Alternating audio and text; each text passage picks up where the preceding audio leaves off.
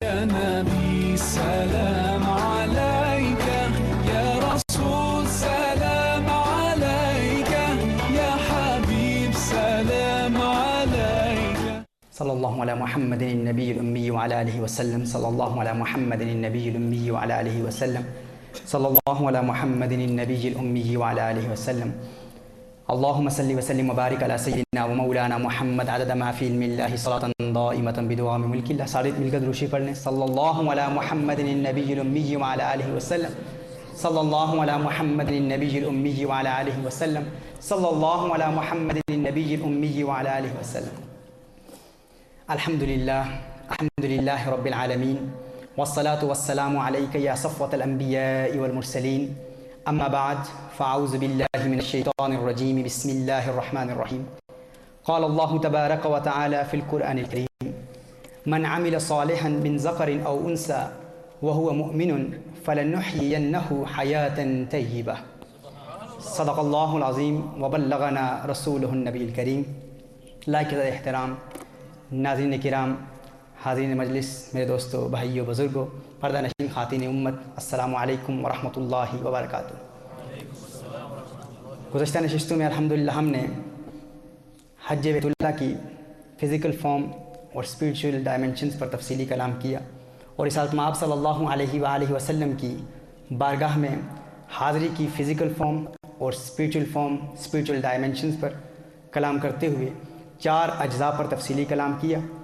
رسالت مآب صلی اللہ علیہ وآلہ وسلم کی بارگاہ میں حاضری کی روح تک رسائی حاصل کرنے کی 4 قسموں پر الحمدللہ تفصیلی مدلل مفصل بیان ہو چکا. اب سوال یہ پیدا ہوتا ہے کہ ہم رسالت مآب صلی اللہ علیہ وآلہ وسلم کا قرب حاصل کرنے کی کوشش کیوں کرتے ہیں اور اس کے فوائد کیا ہیں؟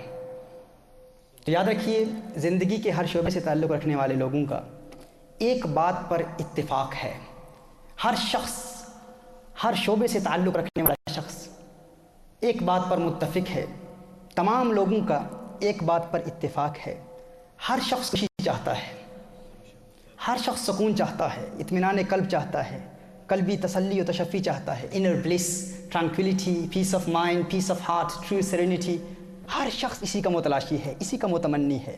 آپ جس سے بھی سوال کریں گے، آپ کام کرتے ہیں، محنت کرتے ہیں، جد و جہد کرتے ہیں، ہر حوالے سے کوشش کرتے ہیں، کیوں کرتے ہیں؟ تو ہر شخص کا یہی جواب ہوگا کہ میں خوشی چاہتا ہوں. ہر شخص خوش رہنا چاہتا ہے، خوشگوار اور خوشحال زندگی گزارنا چاہتا ہے. دیکھیے، ایک تاجر پورا دن محنت کرتا ہے اپنی تجارت کو، اپنی بزنس کو، اپنے کاروبار کو پھیلانے کے لیے اور زیادہ سے زیادہ نفع کمانے کے لیے اپنی تمام تر توانائیاں اور صلاحیتیں صرف کرتا ہے. تو اس سے پوچھے تو کیا چاہتا ہے؟ ڈیپ ڈاؤن اپنے دل سے بتا کہ تیری خواہش کیا ہے، تیری تمنا کیا ہے، تیری آرزو کیا ہے، تیرا ہدف کیا ہے، تیرا موٹیو اور منتہا نظر کیا ہے. حقیقتاً تو کس چیز کا متلاشی ہے؟ وہ بھی کہے گا خوشی چاہتا ہوں.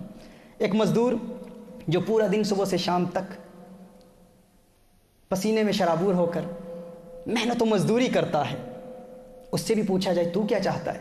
وہ بھی خوشی چاہتا ہے، وہ بھی ایک خوشحال زندگی گزارنا چاہتا ہے. ہر چند کے مختلف لوگ مختلف چیزوں میں خوشیاں تلاش کرتے ہیں. ہر شخص کی اپنی فکر ہے، اپنا نظریہ ہے. اگر کوئی شخص بیمار ہے تو اسے بیماری کی وجہ سے ہمیشہ پریشانی لاحق رہتی ہے، پریشان رہتا ہے بیماری کی وجہ سے. وہ چاہتا ہے کہ بیماری دور ہو جائے، پریشانی دور ہو جائے گی، پریشانی دور ہو جائے گی تو خوشحالی مل جائے گی. اسی طرح اسٹوڈنٹس ہیں، انہیں ہمیشہ امتحانات میں ناکامی کا خدشہ رہتا ہے، خوف رہتا ہے کہ ناکام ہو گئے تو ناکامی پریشانی میں مبتلا کر دے گی.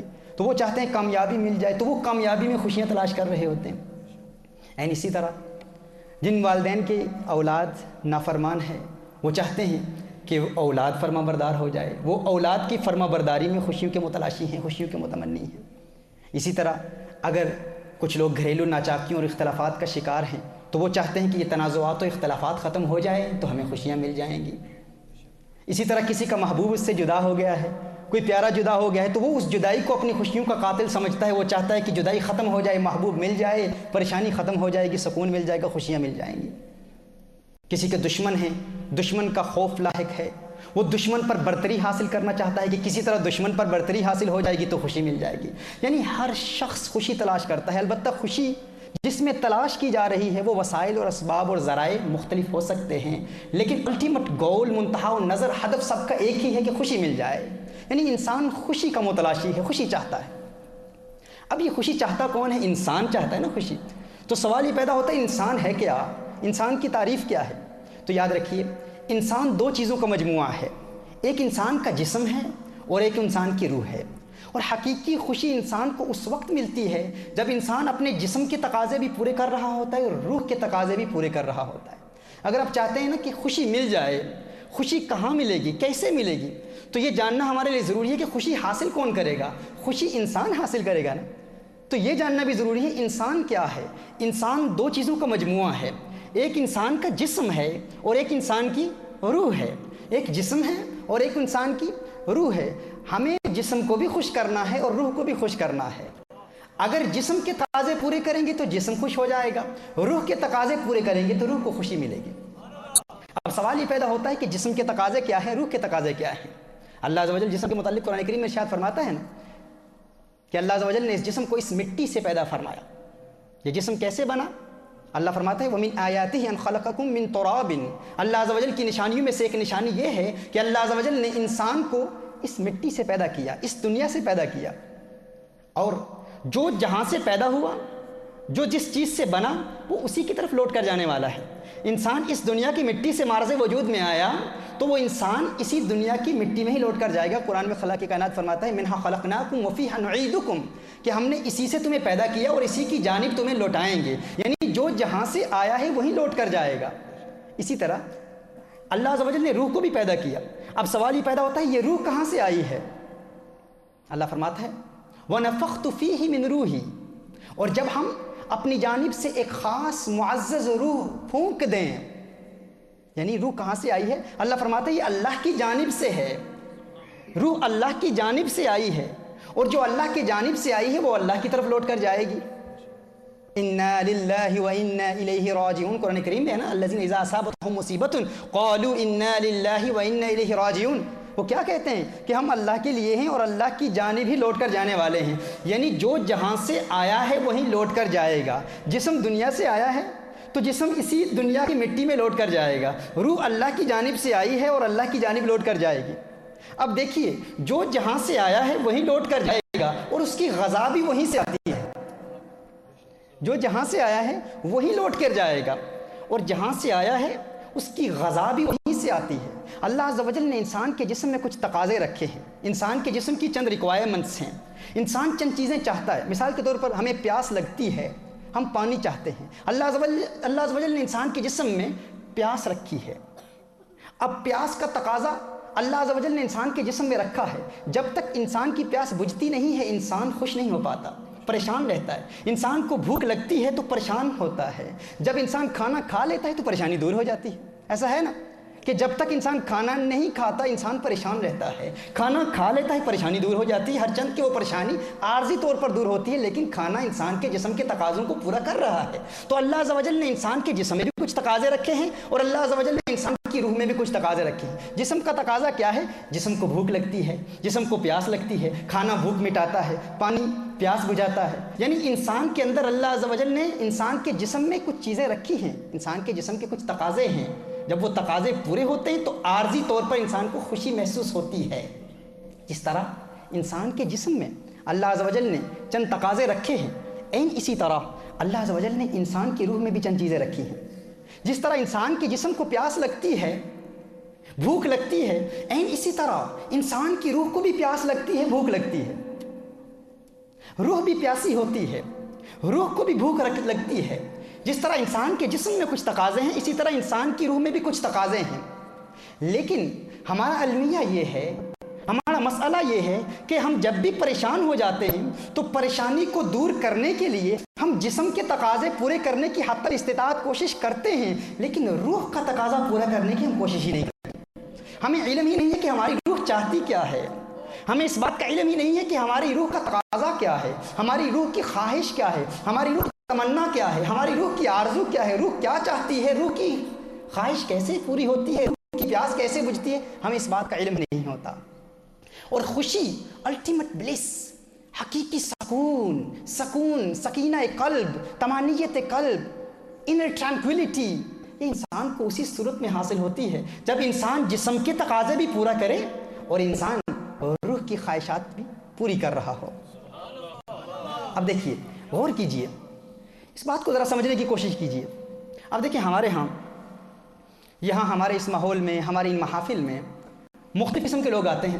کچھ ایسے غریب ہیں، نادار ہیں، وہ ذریعہ معاش کی تلاش میں آتے ہیں، ان محافل میں آئیں گے، اللہ کو یاد کریں گے، اللہ کے محبوب کریم صلی اللہ علیہ وسلم کو یاد کریں گے، ورد القادریہ الکبیر کی محفل میں ہم شرکت فرمائیں گے، اور ان نوجوانوں اور ان توبہ کرنے والوں کی محفل میں آئیں گے۔ یہی نوجوان جو ماضی میں پبوں اور کلبوں کی زینت بنے تھے، آج مساجد کی زینت بنے ہوئے ہیں، آج ان کی زندگی میں ایک انقلاب آیا ہے، ایک تبدیلی آئی ہے۔ شاید ان کی صحبت کی وجہ سے، ان کی مجلس کی وجہ سے، ان کی رفاقت کی وجہ سے، ان اللہ کے پیاروں کی محفل کی وجہ سے ہماری مشکلات دور ہو جائیں، ہماری پریشانیاں دور ہو جائیں۔ کچھ غریب ہیں جو غربت کی دوری کی وجہ سے، غربت سے نجات حاصل کرنے کے لیے یہاں آتے ہیں۔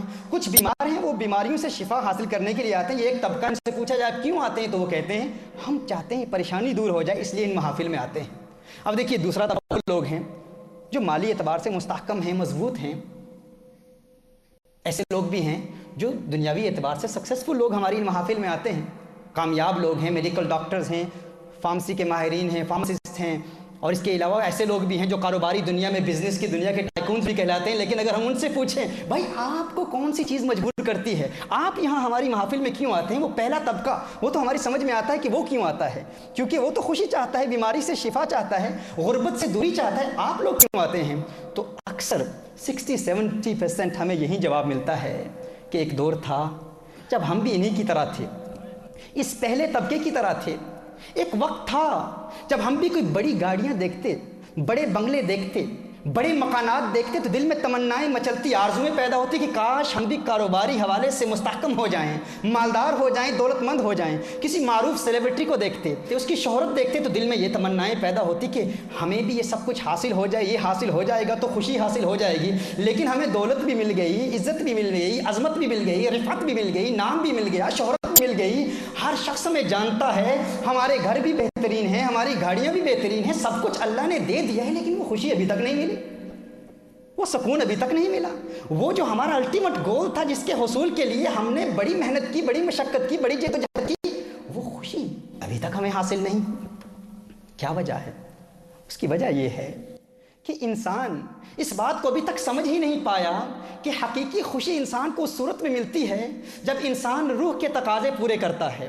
آپ فقط جسم کے تقاضے پورے کرنے کی کوشش میں کوشاں ہیں، آپ فقط جسم کے تقاضے پورے کر رہے ہیں۔ یہ پیاس جسم کو لگتی ہے، یہ بھوک جسم کو لگتی ہے، حسن کا متلاشی جسم ہوتا ہے۔ انسان ایک حسین چہرہ دیکھتا ہے، چاہتا ہے کہ وہ حسین چہرہ مجھے مل جائے، میرا نکاح اس سے ہو جائے، نکاح ہو بھی جاتا ہے، پھر بھی الٹیمیٹ خوشی نہیں ملتی۔ کیوں؟ کیونکہ یہ جسم کا تقاضا ہے۔ جسم کا تقاضا اگر عارضی طور پر مکمل ہو بھی جائے، اگر تقاضا پورا ہو بھی جائے، خواہش پوری ہو بھی جائے، لیکن سکون دائمی نہیں ملے گا، عارضی سکون ملے گا، کیونکہ آپ غلط دروازے پر دستک دے رہے ہیں۔ آپ جسم کے تقاضے پورے کر رہے ہیں، آپ کی روح کو تو ان چیزوں کا علم ہی نہیں ہے۔ روح کیا جانے عورت کیا ہوتی ہے، روح کیا جانے کھانا کیا ہوتا ہے، روح کیا جانے روٹی کیا ہوتی ہے، روح کیا جانے پانی کیا ہوتا ہے، روح کیا جانے نام کیا ہوتا ہے، شہرت کیا ہوتی ہے، مال کیا ہوتا ہے، دولت کیا ہوتی ہے۔ روح کو ان کی خبر ہی نہیں، کیونکہ روح اللہ کی جانب سے آئی ہے، روح اس دنیا سے ہے نہیں۔ جو جہاں سے آیا ہے وہیں لوٹ کر جائے گا، اور اس کی خوراک بھی اسی سے تعلق رکھتی ہے۔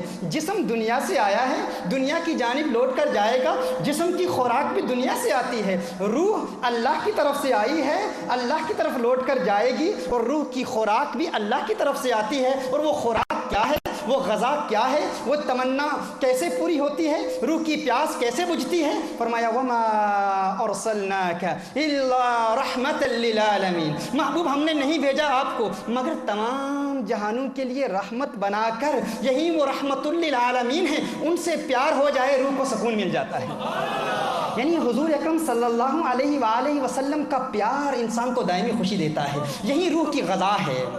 اگر آپ چاہتے ہیں کہ روح کو سکون مل جائے تو حضور اکرم صلی اللہ علیہ وسلم سے پیار کر لیں، ورنہ یہ روح بے چین رہے گی۔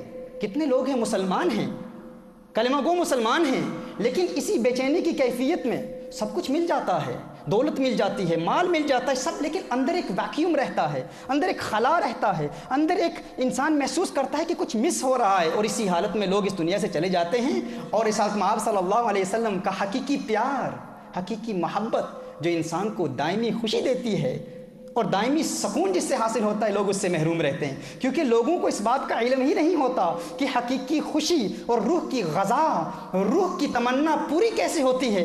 وہ حضور اکرم صلی اللہ علیہ وسلم کے پیار سے ہوتی ہے، حضور کی محبت سے ہوتی ہے۔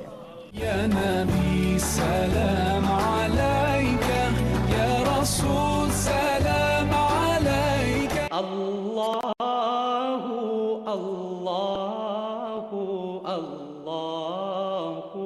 یا نبی سلام علیکہ، یا رسول سلام علیکہ۔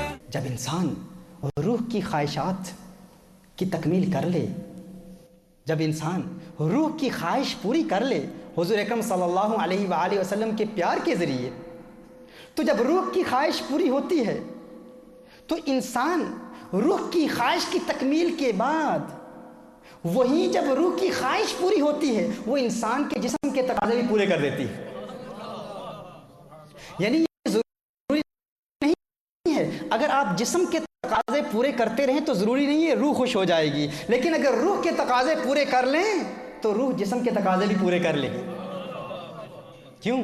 کیونکہ روح حضور اکرم صلی اللہ علیہ وسلم کا پیار حاصل کرتی ہے۔ جب اسے رسالت مآب صلی اللہ علیہ وسلم کا پیار مل جائے وہ حضور کا دیوانہ ہو جاتا ہے، پھر وہ حضور اکرم صلی اللہ علیہ وسلم کے عشق کے ذریعے دائمی خوشی حاصل کرتا ہے، اور حضور اکرم صلی اللہ علیہ وسلم کی تعلیمات کے ذریعے جسم کے تقاضے بھی پورے کرتا ہے۔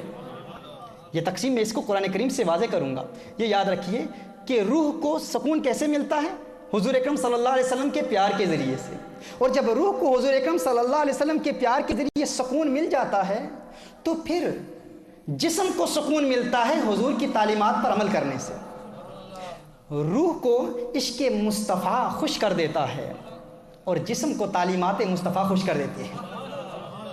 اس کا ذکر خلاق کائنات قرآن کریم میں ارشاد فرماتا ہے۔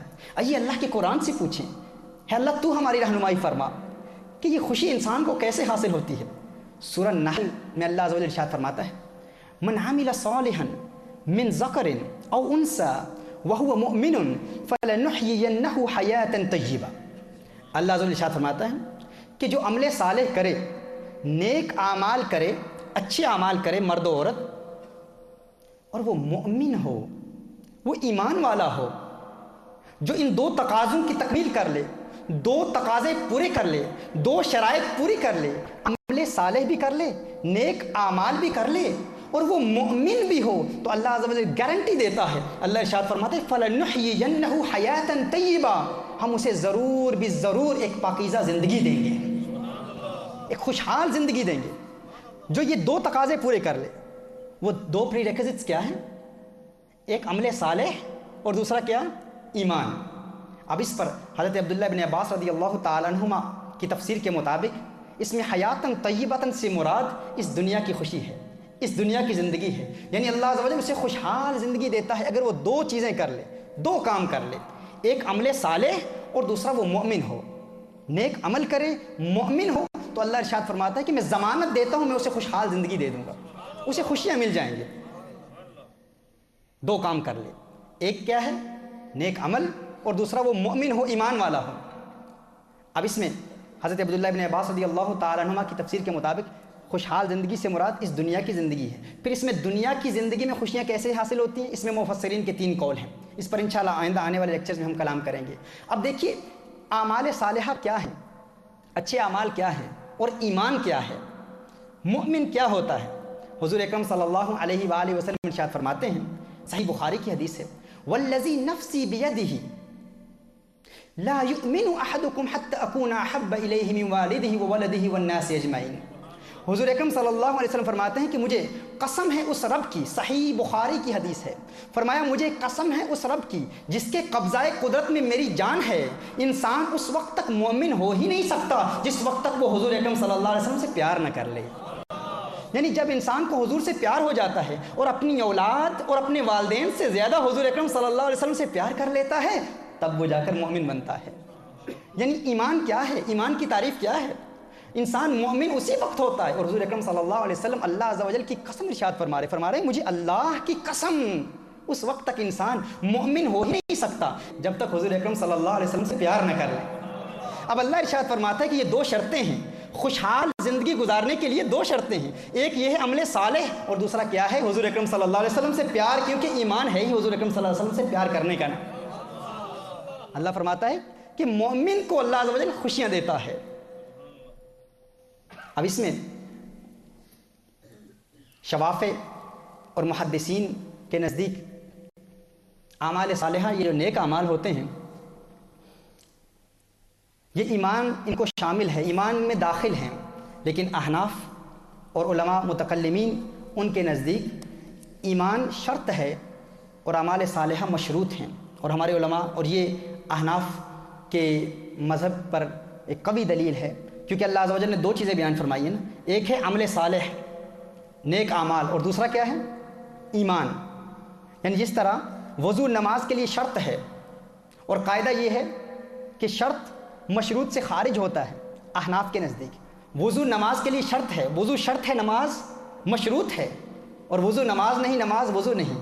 اسی طرح ایمان شرط ہے، عمل صالح مشروط ہیں، لہٰذا ایمان عمل صالح نہیں، عمل صالح اچھے اعمال، ایمان نہیں، یہ دونوں علیحدہ چیزیں ہیں احناف کے نزدیک۔ یعنی نتیجہ یہ نکلا کہ انسان اس وقت تک مومن نہیں ہو سکتا جب تک حضور اکرم صلی اللہ علیہ وسلم سے پیار نہ کر لے۔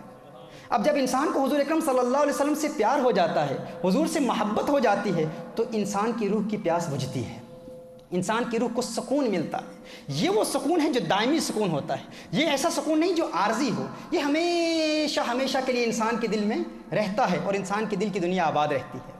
اب یہ ایمان حضور اکرم صلی اللہ علیہ وسلم سے پیار کا نام ہے۔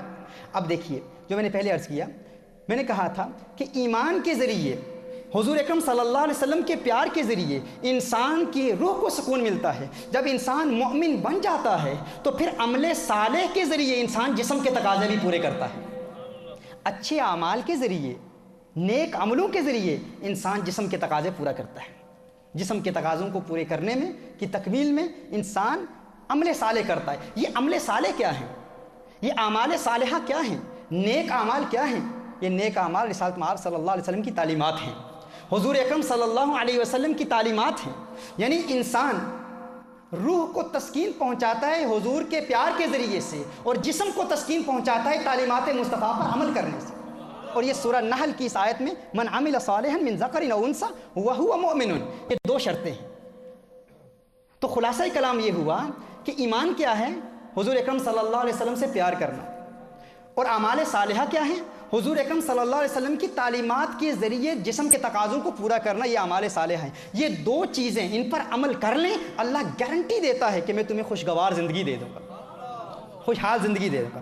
اب اس پر غور کیجیے گا، اس حوالے سے کوئی یہ نہ سمجھے کہ میں اپنی جانب سے یہ اصطلاحات بیان کر رہا ہوں کہ انسان کی ایک روح ہے اور انسان کا ایک جسم ہے، جسم کے تقاضے ہیں اور روح کے تقاضے بھی ہیں۔ سب سے پہلے تو میں نے اس حوالے سے قرآن کریم کی آیت پیش کی کہ انسان جب تک مومن نہیں ہوتا اس وقت تک اسے سکون نہیں ملتا، اور مومن کون ہوتا ہے؟ جو حضور اکرم صلی اللہ علیہ وسلم سے پیار کرتا ہے۔ تو روح کی غذا کیا ہے؟ حضور اکرم صلی اللہ علیہ وسلم کا پیار ہے۔ روح کی غذا کیا ہے؟ حضور اکرم صلی اللہ علیہ وسلم کا پیار ہے، اور یہ میری اپنی اصطلاح نہیں ہے۔ المواہب الدنیا میں امام قسطلانی رحمۃ اللہ تعالی علیہ ارشاد فرماتے ہیں، اس کو نوٹ کر لیجئے، فرماتے ہیں اعلم ان محبت رسول اللہ صلی اللہ علیہ وسلم هي المنزلة التي يتنافس فيها المتنافسون وإليها يشخص العاملون وعليها يتفانى المحبون وبروح نسيمها يتروح العابدون فهي قوت القلوب وغذاء الأرواح وقرة العيون وهي الحياة التي من حرمها فهو من جملة الأموات والنور الذي من فقده فهو في بحار الظلمات وهي روح الإيمان والأعمال والأحوال والمقامات۔ امام قسطلانی رحمۃ اللہ تعالی ارشاد فرماتے ہیں کہ کہ رسالت آپ صلی اللہ علیہ وسلم کا پیار، فرماتے ہیں یہ پیار کیا ہے، یہ محبت کیا ہے؟ فرماتے ہیں یہ ایسا بلند و بالا عرفہ والا مقام ہے کہ جو اس سے محروم ہو جائے وہ تو ظلمات میں ہے، تاریکیوں میں ہے، اسے زندگی کی حقیقت کا علم نہیں ہے۔ فرمایا بڑے بڑے اولیاء، اکابر اولیاء اور عابدین جب راحت حاصل کرنا چاہتے ہیں، قلبی تسکین حاصل کرنا چاہتے ہیں، حقیقی خوشیاں اور زندگی میں شادمانی کے حصول کے لیے جد و جہد کرتے ہیں، وہ کیا کرتے ہیں؟ فرماتے ہیں وَبِرَوْحِ نَسِيمِهَا يَتَرَوَّحُ الْعَابِدُونَ کہ عابدون اور اللہ کے عبادت گزار بندوں کو حضور اکرم صلی اللہ علیہ وسلم کی محبت کے ذریعے سکون حاصل ہوتا ہے۔ یہ میری اصطلاح نہیں ہے، فرمایا غذاء الارواح، یہ محبت مصطفیٰ یہ روحوں کی غذا ہے، یہ روحوں کی غذا ہے۔ وقرۃ العیون اور آنکھوں کی ٹھنڈک ہے۔ وحی الحیات التی من حرمها فهو من جملۃ الاموات والنور الذی من فقده فهو فی بحار الظلمات۔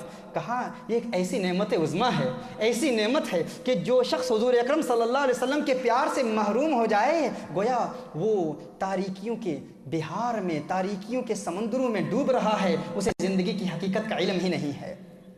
یعنی حقیقتاً اگر خوشی چاہتے ہو اور ان تاریکیوں سے نکلنا چاہتے ہو تو رسالت مآب صلی اللہ علیہ وآلہ وسلم سے پیار کر لو۔ لوگ کہتے ہیں غم نہیں دور ہوتے، پریشانیاں نہیں دور ہوتی، ہمارے اولیاء نے اس کی وضاحت کر دی اور فرما دیا کہ اگر پریشانیوں سے ہمیشہ ہمیشہ کے لیے دائمی چھٹکارا اور دائمی نجات چاہتے ہو تو رسالت مآب صلی اللہ علیہ وآلہ وسلم سے حقیقی محبت کر لو۔ اور پھر فرمایا کہ انسان کا دل اگر حضور اکرم صلی اللہ علیہ وسلم کی محبت سے محروم ہو تو وہ آلام میں رہتا ہے، حسرات میں رہتا ہے، ہموم میں رہتا ہے، پریشانیوں میں رہتا ہے۔ اس کا پیٹ بھر جائے گا، اسے دولت مل جائے گی، اسے نام مل جائے گا، اسے عزت مل جائے گی، اسے شہرت مل جائے گی، سب کچھ مل جائے گا، لیکن ایک خلا رہے گا، ایک ویکیوم محسوس کرے گا، سکون نہیں ملے گا، خوشی نہیں ملے گی۔ تو انشاءاللہ ہم آنے والے لیکچرز میں رسالت مآب صلی اللہ علیہ وسلم سے پیار کرنے کے پریکٹیکل میتھڈ سیکھیں گے کہ پریکٹیکلی رسالت مآب صلی اللہ علیہ وسلم سے پیار کیا کیسے جاتا ہے۔ لیکن آج کی نشست میں ہم چند ٹپس دیں گے آپ کو، چند ایسی اہم باتیں آپ کو بتائیں گے، چند ٹیکنیکس بتائیں گے جو رسالت مآب صلی اللہ علیہ وسلم کی تعلیمات سے اخذ کی گئی ہیں، اور نفسیاتی سائنس کے ماہرین، سائیکالوجسٹ کی تحقیقات کی بنیاد پر چند ایسی ٹپس ہم آپ کو دیں گے۔ اگر آپ ان ٹپس پر عمل کر لیں، ان بیسک میتھڈالوجیز پر، بیسک ٹیکنیکس پر آپ عمل کر لیں، انشاءاللہ تعالیٰ آپ کی زندگی خوشحال گزرے گی۔ جس طرح میں نے کہا تھا نا، دو چیزیں ہیں، روح کو سکون ملتا ہے حضور کی محبت کے ذریعے، اور جسم کے تقاضے حضور کی محبت کے ذریعے پورے ہو سکتے ہیں۔ کیسے؟ اگر آپ جسم کے تقاضے پورے کرنا چاہیں تو پہلے روح کا تقاضا پورا کر لیں، روح کے تقاضے کی تکمیل کر لیں، اور پھر رسالت مآب صلی اللہ علیہ وسلم کی تعلیمات کے ذریعے جسم کے تقاضے پورے کریں۔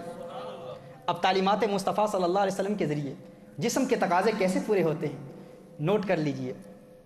اس میں انشاءاللہ چند نکات ہوں گے، کچھ آج کی نشست میں، کچھ آئندہ نشستوں میں بیان کیے جائیں گے۔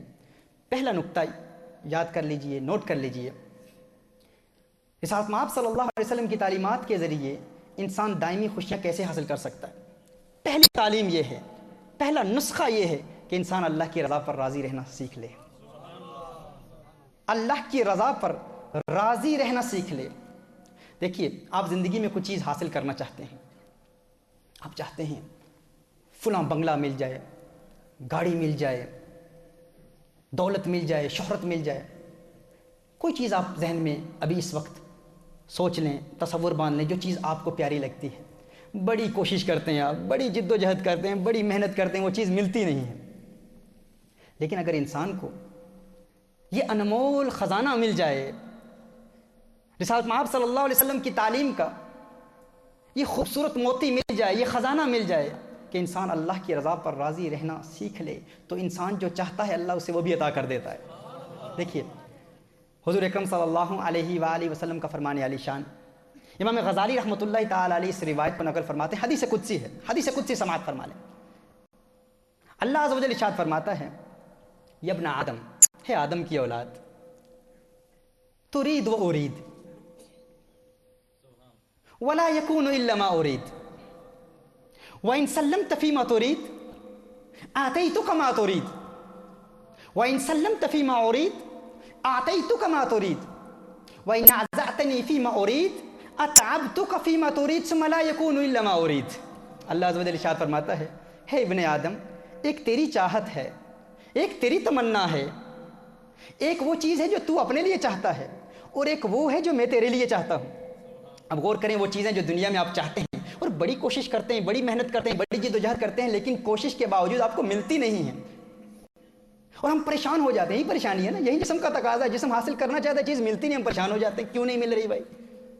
بڑی محنت کی, سب کچھ کیا, کیوں نہیں مل رہی, کیوں نہیں حاصل ہو رہی, کامیابی کیوں نہیں مل رہی؟ اللہ فرماتا ہے ایک وہ چیز ہے جو تو چاہتا ہے اور ہے ابن آدم ایک وہ ہے جو میں چاہتا ہوں. وَلَا يَكُونُ إِلَّا مَا أُرِيدُ, ہوگا تو وہی جو میں چاہتا ہوں. يا نبي سلام عليك يا رسول سلام عليك اللہ اللہ يا نبي سلام عليك يا رسول سلام عليك.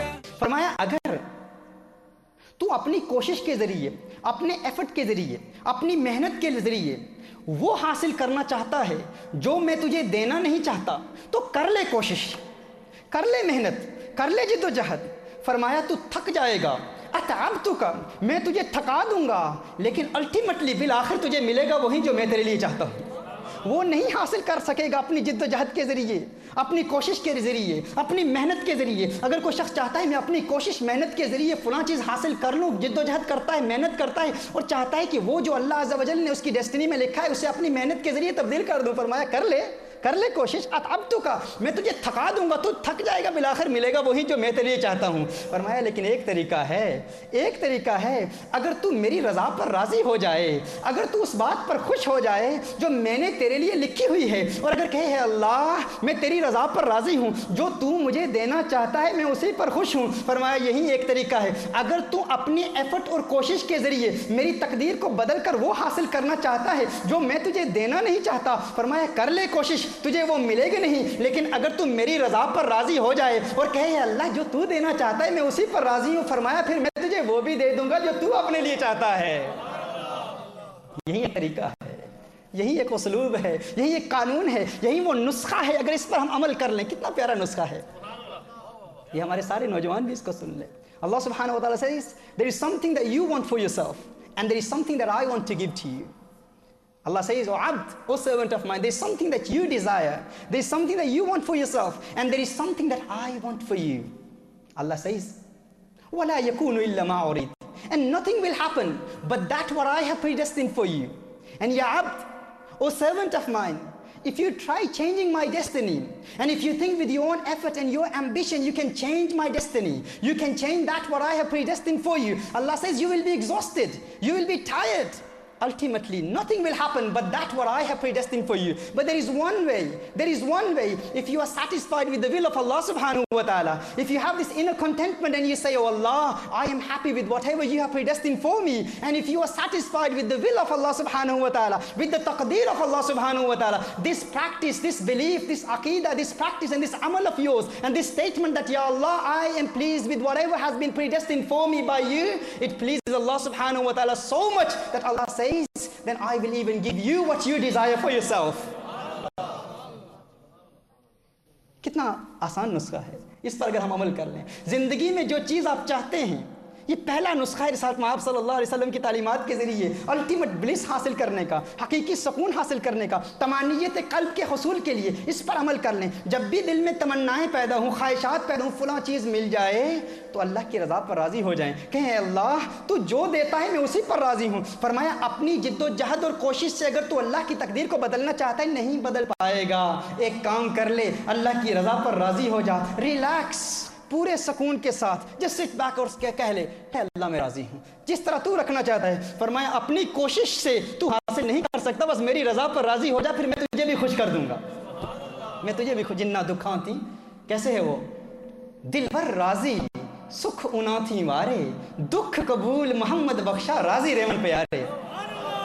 یعنی جو دکھ اس کی جانب سے آئے, اس دکھ میں خوشی تلاش کرو, اس میں خوشی تلاش کرو گے تو اللہ دیکھو پھر ان دکھوں کو سکھ میں کیسے بدل دیتا ہے. یہ پہلا نسخہ ہے, پہلی ٹریٹمنٹ ہے, پہلی ریمیڈی ہے خوشی حاصل کرنے کے لیے. یہ پہلا سٹیپ ہے. اب دوسرا سٹیپ کیا ہے؟ دوسرا سٹیپ یہ ہے, رسالت مآب اب دیکھیں ابھی ہم روح پر نہیں آئے، اس پر تو انشاءاللہ آگے آنے والے دنوں میں تفصیلی لیکچرز ہوں گے، یہ بڑا طویل خوشحال زندگی کا سفر ہے۔ لیکن آئیے ہم دوسرے نسخے پر بات کرتے ہیں۔ یہ فقط رسالت مآب صلی اللہ علیہ وسلم کی تعلیمات کے ذریعے جسم کے تقاضوں کو پورا کرنے کا پریکٹیکل میتھڈ ہم سیکھ رہے ہیں۔ دوسرا نسخہ یہ ہے کہ انسان کو اس بات کا یقین ہو، اس بات کا یقین ہو کہ جو تقدیر میں لکھا ہے وہ مل کر رہے گا، جو تقدیر میں لکھا ہے وہ مل کر رہے گا۔ جتنی دولت اللہ نے لکھی ہے وہ مل کر رہے گی، وہ ملے گی۔ ہم جو کچھ بھی کر لیں، ساری دنیا جمع ہو جائے، ہماری کل دولت سے وہ جو اللہ نے لکھی ہے اس میں سے ایک پینی، ایک پاؤنڈ، ایک یورو، ایک درہم، ایک دینار، ایک روپیہ بھی نہیں نکال سکتے۔ جو لکھا ہے مل کر رہے گا۔ اور اگر ساری دنیا ہماری ساتھی بن جائے، ہماری معاون بن جائے، سارے مالدار لوگ ہماری مدد کرنا شروع کر دیں، تو جو اللہ نے لکھا ہے اس میں ایک پینی کا اضافہ نہیں کر سکتے۔ یہ قانون ہے۔ اگر مسلمان ہیں تو اس پر ہمارا عقیدہ ہونا چاہیے کہ جو کچھ اللہ نے لکھا ہے وہ مل کر رہے گا۔ اگر آپ آج غریب ہیں تو مت سمجھیے کہ آپ اس لیے غریب ہیں کیونکہ آپ زندگی میں کوئی ایسا بڑا کام نہیں کر پائے، اپنا اہل تھے اس لیے غریب ہیں۔ نہ، آپ غریب ہیں کیونکہ جتنا آپ کے لیے اللہ نے لکھا ہے وہی ملنا تھا۔ اگر کوئی ملٹی ملینئر اور سمجھتا ہے کہ میں اپنی فہم اور فراست، ادراک اور شعور اور اپنے مناسب فیصلوں کی بنیاد پر میں ملینئر بن چکا ہوں، نہ، تو ملینئر ہے۔ اگر تو مالدار ہے تو اس لیے نہیں ہے کیونکہ تو اپنی محنت کی وجہ سے مالدار بنا ہے، تو مالدار ہے تو اس لیے ہے کیونکہ جو کچھ اللہ نے لکھا ہے وہ تجھے ملنا تھا۔ یہ اسلام کا قانون ہے، یہ اسلام کا اصول ہے۔ اگر مسلمان ہیں تو اس کو تسلیم کرنا ہوگا۔ اگر ہم مالدار ہیں تو اس لیے ہیں کیونکہ اللہ نے تقدیر میں لکھا ہے۔ اب جو لکھا ہے وہ تو مل کر رہے گا نا، اس سے تو ہمیں کوئی محروم نہیں رکھ سکتا، تو پھر پریشانی کس چیز کی؟ پھر پریشان کیوں ہوتے ہیں؟ اب یہاں سوال پیدا ہوتا ہے، ایکچولی ایک سوال پیدا ہوتا ہے نا، ذہن میں ایک سوال آتا ہے کہ ٹھیک ہے اگر ایسی بات ہے تو پھر ہم کام کیوں کرتے ہیں؟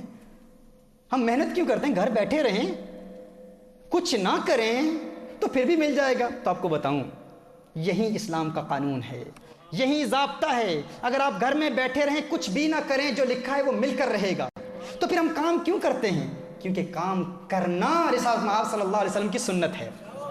محنت کرنا، اور محنت کے ذریعے وہ جو اللہ نے لکھا ہے وہ تو ملے گا، لیکن محنت کے ذریعے اس کے حصول کے لیے حلال روزگار کمانے کے لیے کوشش کرنا، یہ کوشش میرے آقا کی سنت ہے، یہ عبادت ہے، اس پر ثواب ملتا ہے۔ ہم اس لیے کام نہیں کرتے کیونکہ جو اللہ نے لکھا ہے اس پر اضافہ ہوگا، نہ، یہ قانون نہیں ہے۔ ہم کام کیوں کرتے ہیں؟ کیونکہ کام کرنا سنت ہے، یہ عبادت ہے۔ حلال روزگار کی تلاش عبادت ہے۔ ہم عبادت کر رہے ہیں، اللہ کی عبادت کر رہے ہیں، اس لیے کام نہیں کرتے کہ وہ جو اللہ نے لکھا ہے وہ بڑھ جائے گا، وہ بڑھے گا نہیں، وہ جو لکھا ہے وہ مل کر رہے گا۔ اب اس کا دار و مدار ہم پر ہے کہ ہم اسے کیسے تلاش کرتے ہیں، حلال ذریعوں سے تلاش کرتے ہیں یا حرام کے ذریعے تلاش کرتے ہیں۔ وہ تو ملے گا، الٹیمیٹلی وہ ملے گا جو اللہ نے لکھا ہے ہمارے لیے۔ تو جو ملے گا اس کے لیے پھر ہم گناہ کیوں کریں؟ اس کے حصول کے لیے حرام کاروبار میں کیوں ملوث ہوں؟ اللہ عز و جل نے جو لکھا ہے وہ مل کر رہے گا۔ مجھے یہاں ایک واقعہ یاد آ رہا ہے، آج سے 4-5 سال قبل تقریباً ہمارے نیوٹن روڈ مرکز میں، ہمارے پرانے مرکز میں ایک صاحب میرے پاس آئے، ہماری محفل میں آئے، وہ کہتے ہیں کہ تنگ دستی ہے، بڑی پریشانیاں ہیں، میں چاہتا ہوں کوئی کاروبار مل جائے، روزگار کے لیے دعا کیجیے۔ کچھ محافل میں آنا جانا رہا، اللہ عز و جل نے کرم کیا، انہیں کام مل گیا۔ میں نے ان سے میں نے پوچھا، میں نے سوال کیا کہ کیسا ہے روزگار، کیسے چل رہا ہے؟ تو انہوں نے کہا اللہ کے کرم سے، الحمدللہ محافل کی برکت سے کام مل گیا ہے اور اچھا کام چل رہا ہے، الحمدللہ محفلوں میں آتا ہوں، اس کی برکت سے سب کچھ ہو رہا ہے۔ تو میں نے ان سے کہا کہ بتائیں تو عبادات کا سلسلہ کیسے ہے؟ کہا نہیں، ایک مسئلہ ہے، وہاں پر جو میرا امپلائر ہے وہ مجھے نماز نہیں پڑھنے دیتا، عبادت نہیں کرنے دیتا۔ میں نے کہا اچھا، عبادت نہیں کرنے دیتا تو آپ کو تو کام چھوڑنا چاہیے پھر۔ انہوں نے کہا نہیں، ارے اتنی محفلوں میں آ کر، اتنی مدت کے بعد، اتنی کوشش کے بعد، اتنی جد و جہد کے بعد، اتنی دعاؤں کے بعد آج کام ملا ہے اور آپ کہتے ہیں کہ نماز کے لیے کام چھوڑ دوں؟ میں نے کہا آپ کام کیوں کرتے ہیں؟ کہتے ہیں اس لیے کرتا ہوں تاکہ روزگار ملے، تاکہ دولت ملے، تاکہ اپنے گھر کے اخراجات چلا سکوں، گھر چلا سکوں۔ میں نے کہا نہ، کام کرنے کا مقصد یہ نہیں ہے، وہ تو ملنا ہی ہے۔ ہم کام فقط اس لیے کرتے ہیں کیونکہ کام کرنا سنت ہے، وہ جو اللہ نے لکھا ہے وہ تو مل کر رہے گا۔ اور قانون کیا ہے؟ اصول یہ ہے کہ اگر کوئی سنت آپ کو فرض سے محروم کر دے تو آپ اس سنت کو چھوڑ دیں، فرض پر عمل کریں۔ اب کام کرنا سنت ہے، نماز پڑھنا فرض ہے۔ دیکھیے آپ مثال کے طور پر عصر کی نماز شروع ہوتی ہے 5 to 3 سمجھ لیں مثال کے طور پر، اور آپ نے ظہر کی نماز ادا نہیں کی، 2:55 ہو گئے، آپ نے ظہر کی نماز ادا نہیں کی۔ اب نفل پڑھنا تو سنت ہے، اب اس وقت اگر آپ نفل پڑھنا شروع کر دیں، نفل عبادت شروع کر دیں، آپ نے فرض ادا نہیں کیے تو وہ نفل عبادت اس وقت کرنا گناہ ہے، کیونکہ وہ سنت آپ کو فرض سے محروم کر رہی ہے، لہٰذا سنت کو چھوڑیں اور فرض پر عمل کریں۔ میں نے اسے کہا کہ آپ کام اس لیے کر رہے ہیں کیونکہ کام کرنا سنت ہے، اور الٹیمیٹلی جو لکھا ہے وہ تو مل کر رہے گا، لیکن یہ کام آپ کو فرض سے محروم کر رہا ہے، تو آپ کام کو چھوڑیں، فرض ادا کریں۔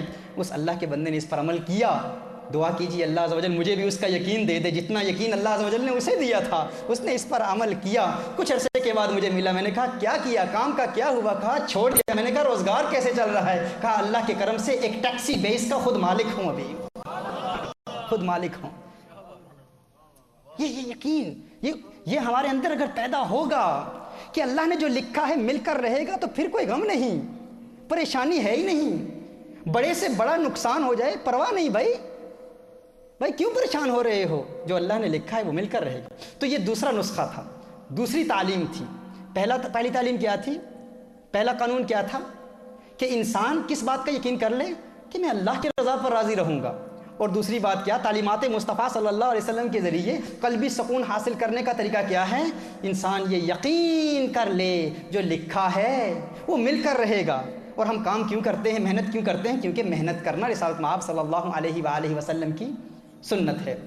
محترم احبہ، انشاءاللہ ہماری یہ پہلی نشست ابھی مکمل ہوتی ہے، اور اس نشست کے فوراً بعد دوسری نشست انشاءاللہ تعالیٰ جس میں ہم مزید آپ کو یہ میتھڈز بتائیں گے، اور انشاءاللہ تعالیٰ تفصیلی کلام کریں گے حضرت مآب صلی اللہ علیہ وسلم کی تعلیمات کے حوالے سے کہ انسان خوشحال زندگی کیسے گزارتا ہے، اور پھر اس طرح حضرت مآب صلی اللہ علیہ وسلم کی تعلیمات کے ذریعے من عامل صالحا پر عمل کریں گے، اور پھر آنے والے لیکچرز میں ہم حضور اکرم صلی اللہ علیہ وسلم کے پیار کے ذریعے وَهُوَ مُؤْمِنٌ پر عمل کریں گے، اور فَلَنُحْيِيَنَّهُ حَيَاةً طَيِّبَةً کا مصداق بنیں گے۔ اللہ عز و جل ہمیں ایک حیات طیبہ دے گا، ایک خوشگوار زندگی دے گا، لیکن اس پر عمل کرنے کا ارادہ کر لیں۔ آج کی اس بزم کا ورد آپ لکھ لیجئے، چونکہ سفر شریف کا مہینہ ہے، اس مہینے کے لیے آج کا ورد، اور یہ ٹی وی پر بھی سفر میں ہی یہ پروگرام نشر کیا جائے گا۔ جو شخص اس پاک مہینے میں 4 رکعت نماز ادا کرتا ہے، 4 رکعت نفل ادا کرتا ہے، اور ہر رکعت میں سورہ فاتحہ کے بعد 11 مرتبہ، پہلی رکعت میں سورۃ الفاتحہ کے بعد 11 مرتبہ سورہ کافرون پڑھتا ہے، قل یا ایھا الکافرون۔ دوسری رکعت میں سورہ فاتحہ کے بعد سورہ اخلاص پڑھتا ہے، قل ھو اللہ احد 11 مرتبہ۔ تیسری رکعت میں سورہ فاتحہ کے بعد 11 مرتبہ سورۃ الفلق پڑھتا ہے، قل اعوذ برب الفلق۔ اور چوتھی رکعت میں سورہ فاتحہ کے بعد قل اعوذ برب الناس پڑھتا ہے 11 مرتبہ، اور اس کے بعد پھر سبحان اللہ العلی العظیم، سبحان اللہ العلی العظیم، یہ آیت 70 مرتبہ پڑھتا ہے، اور پھر ایاک نعبد و ایاک نستعین 70 مرتبہ پڑھتا ہے۔ اس پر عمل کر لیتا ہے تو پورا سال، آنے والا سال، اللہ عز و جل ہر مصیبت، ہر بلا اور آفت سے اسے بچا لیتا ہے۔ اس پر عمل کر لیں انشاءاللہ۔ یہ احبہ نوٹس لے رہے ہیں، اور بزم کے بعد بھی انشاءاللہ آپ یہ ان سے نوٹس لے لیں۔ انشاءاللہ تعالیٰ اس نشست کا سلسلہ جاری رہے گا۔ اس حوالے سے اگر آپ کے کچھ کویسچنز ہوں فیڈ بیک کے لیے، ٹی وی کی اسکرین کے نیچے چیئرمین QTV کا ای میل ایڈریس آپ کو مل جائے گا، اور پھر اگر ذاتی طور پر مجھ سے سوالات کرنے ہوں تو اسی اسکرین کے نیچے آپ دیکھیں گے پیر ثاقب @live.com، PIRSAQIB @live.com، اس پر آپ ہم سے رابطہ کر سکتے ہیں اور سوالات کے جواب حاصل کر سکتے ہیں۔ اللہ عز و جل ہمیں عمل کرنے کی توفیق عطا فرمائے۔ وآخر دعوانا ان الحمد للہ رب العالمین۔